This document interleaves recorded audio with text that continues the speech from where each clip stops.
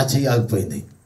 ఆమె మరలా మరలా మరలా అలాగా మగతలాగా వచ్చేసి అలాగా కళ్ళు మూసుకున్నాం. కళ్ళు మూసుకున్న తర్వాత అలాగా వస్తూ ఉంది ఒక చెయ్యి. అలా వస్తూ ఉంటే అక్కడ మేము కరెంటు పోతే ఒక కొవ్వొత్తు వెలిగించుకుందామని అక్కడ పెట్టుకున్నాం. ఆ చెయ్యి అలా వచ్చి ఆ క్యాండిల్ని అలా వెలిగించింది. తాకగానే క్యాండిల్ వెలిగిపోయింది. మేము అక్కడ దాన్ని అలా పారేసాం. అది నిలబెట్టబడి ఆ చెయ్యి అలా తగలగానే వెలిగిపోయింది. ఆమె ఉదయకాలంలో ఏమండి దేవుని ఆత్మచేత నేను నింపబడ్డా. దేవునికి స్తోత్రం కలుగును గాక. ఏమండి బాప్తిజానికి సిద్ధపడినప్పుడు ప్రార్థనలో రాత్రి గడిపినప్పుడు దేవుని వారలారా దేవుడు నన్ను దర్శించి నా పాపమును శుద్ధి చేసి నా ఆత్మను వెలిగించాడు. ఆమేన్. నేను సేవ చేయాలన్నప్పుడు ప్రభు నన్ను దర్శించి పనిలోకి చేర్చుకున్నాను గనుక జాగ్రత్తగా పనిచేయి అని దేవుడు ఏమండి ఆయన తెలియపరిచాడు. దేవునికి మహిమ కలుగును గాక. హల్లెలూయా. అనేక విధాలుగా దేవుడు నన్ను దర్శించి ఆయన మాట్లాడి ఆయన సేవలో ఈ విధంగా ప్రభు నన్ను వాడుకుంటూ ఉన్నాడు. దేవునికి స్తోత్రం చెప్పండి గట్టిగా.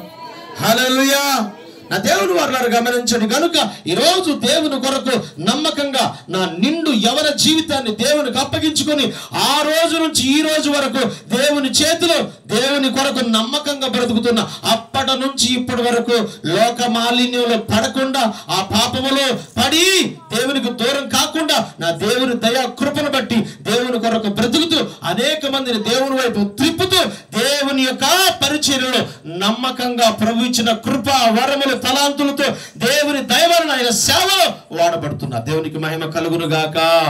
ఆమేన్. కనుక నా దేవుని వారలారా గమనించండి. దేవుడు మనలను నిర్మించిన వాడు, మనలను ఏమండి పుట్టించిన వాడు, మన కొరకు సమస్తమును కలుగు చేసిన వాడు, సమస్తములో మనలను ఉంచి మనల్ని ఆశీర్వదించి మనల్ని దీవించి మనల్ని నడిపిస్తున్నాడు. మనము దేవునికి విరోధంగా పాపం చేసినప్పుడు ఆయనే దానికి విమోచన క్రయధనముగా తన ప్రాణాన్ని దారబోసి మనల్ని పాప శాప మరణాల నుంచి విడిపించిన దేవుడు. ఆమేన్.